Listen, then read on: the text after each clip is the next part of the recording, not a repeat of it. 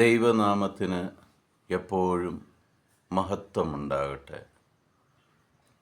ഈശോയിൽ സ്നേഹം നിറഞ്ഞ പ്രിയ സഹോദരി സഹോദരങ്ങളെ, പുതിയൊരു ദിവസത്തിലേക്ക് കൂടി നമ്മൾ ദൈവത്തോടൊപ്പം നടക്കുവാൻ ദൈവം നമ്മളെ കൈപിടിച്ചുയർത്തിയതിന് നന്ദി പറയാം. ഇന്ന് നമ്മൾ ശ്രവിക്കുന്ന തിരുവചന ഭാഗം ലൂക്കാ എഴുതിയ സുവിശേഷം 10-ാം അധ്യായം 25-27 തിരുവചനങ്ങൾ.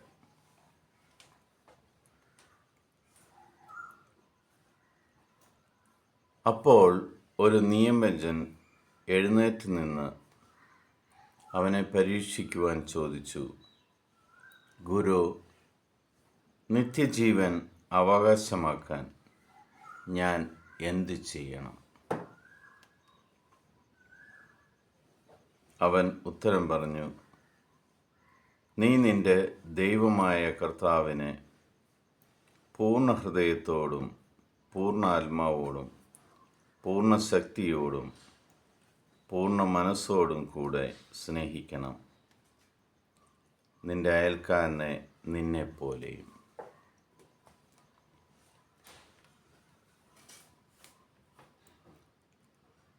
തിരുലിഖിതത്തിലൂടെ കർത്താവ് ഈശോ നമ്മളോട് വ്യക്തമായിട്ട് പറയുകയാണ്, ഒന്നാം പ്രമാണത്തിൻ്റെ ലംഘനം എന്ത് സാധിക്കും? ഒന്നാം പ്രമാണം നമ്മൾ തെറ്റിക്കുമ്പോൾ ദൈവരാജ്യം നിനക്ക് നഷ്ടപ്പെടും.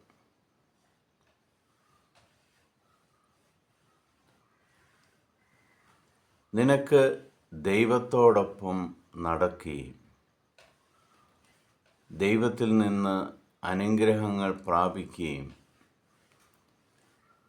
ചെയ്തുകൊണ്ട് സ്വർഗരാജ്യത്തിലേക്ക് നീ നടന്നെടുക്കുമ്പോൾ നിന്റെ ദൈവമായ കർത്താവിനെ നീ പൂർണ്ണ ഹൃദയത്തോടും പൂർണ്ണ ആത്മാവോടും പൂർണ്ണ ശക്തിയോടും പൂർണ്ണ മനസ്സോടും കൂടി നീ സ്നേഹിക്കുകയും നിന്റെ അയൽക്കാരനെ നിന്നെപ്പോലെ കരുതുകയും ചെയ്താൽ ആ സ്വർഗരാജ്യം നിനക്ക് ലഭ്യമാകും. ദൈവം നിൻ്റേതായി മാറും. നിന്നോടൊപ്പം വസിക്കുകയും നിന്നോടൊപ്പം യാത്ര ചെയ്യുകയും നിൻ്റെ എല്ലാ കാര്യങ്ങളിലും ഇടപെടുകയും ചെയ്യുന്ന ദൈവത്തെ നിനക്ക് അനുഭവിക്കുവാൻ സാധിക്കും. അങ്ങനെ നിനക്ക് നിത്യജീവൻ ലഭിക്കും.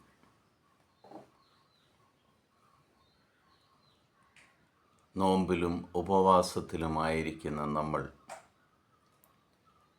സ്വയം ചിന്തിക്കേണ്ട ഒരു കാര്യമാണ്, ഞാൻ എൻ്റെ ദൈവമായ കർത്താവിനെ പൂർണ്ണ ഹൃദയത്തോടും പൂർണ്ണ ആത്മാവോടും പൂർണ്ണ മനസ്സോടും പൂർണ്ണ ശക്തിയോടും കൂടി സ്നേഹിക്കുന്നുണ്ട്. പൂർണ്ണം എന്ന് പറഞ്ഞാൽ 100-ൽ 100. അതോ നിങ്ങളുടെ ദൈവത്തെ സ്നേഹിക്കുന്നതിന് പകരം നിങ്ങളുടെ മനസ്സിൽ ആകുലതകളും ഭയവും നാളെയെക്കുറിച്ചുള്ള ഉത്കണ്ഠകളുമൊക്കെയാണ് നിങ്ങളുടെ മനസ്സിലെങ്കിൽ ആ ദൈവത്തിന് പൂർണ്ണമായിട്ട് നിങ്ങൾക്ക് സ്നേഹിക്കുവാൻ സാധിച്ചിട്ടില്ല. നിങ്ങൾ ആഗ്രഹിക്കുന്നതൊന്നും നിങ്ങൾക്ക് കിട്ടുവാൻ സാധിക്കുകയുമില്ല.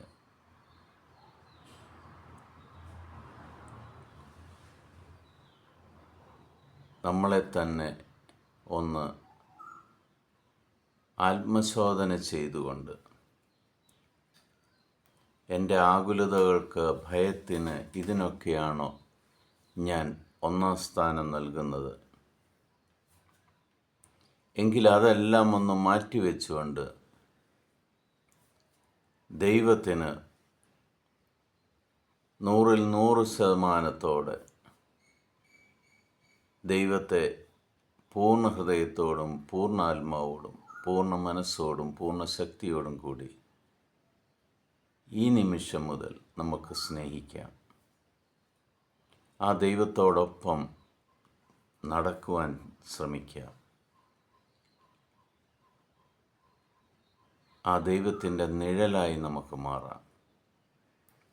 പിതാവായ ദൈവത്തിൻ്റെയും പുത്രനായ യേശു ക്രിസ്തുവിൻ്റെയും പരിശുദ്ധാത്മാവിൻ്റെയും കൃപയും അനുഗ്രഹവും സമൃദ്ധമായിട്ട് നിങ്ങളുടെ മേലുണ്ടാകട്ടെ. നമ്മുടെ മനസ്സിനെ പൂർണ്ണതയോടെ ദൈവത്തിന് വിട്ടുകൊടുക്കുവാൻ നിങ്ങൾക്കെല്ലാവർക്കും സാധിക്കട്ടെ എന്ന് പ്രാർത്ഥിക്കുന്നു. ഈശോ മിശിഹായ്ക്ക് സ്തുതിയായിരിക്കട്ടെ.